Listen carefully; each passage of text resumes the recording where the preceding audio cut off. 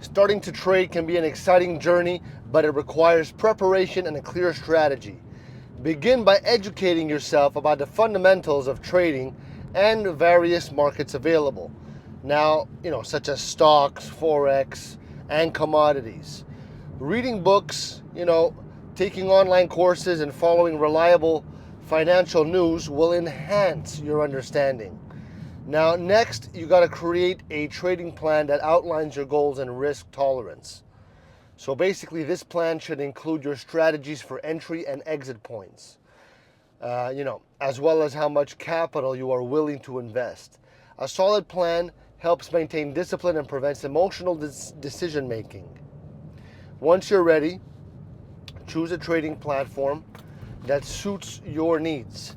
Look for one that offers educational resources and a demo account for practice without financial risk. So basically, starting with a small investment is wise, allowing you to learn the ropes while minimizing potential losses. Focus on a specific market or asset class to develop expertise. Keep a trading journal that can help you analyze your trades and improve your strategies over time. Stay updated on market trends and global events, as these can significantly influence your trading outcomes. Now, patience and continuous learning are key.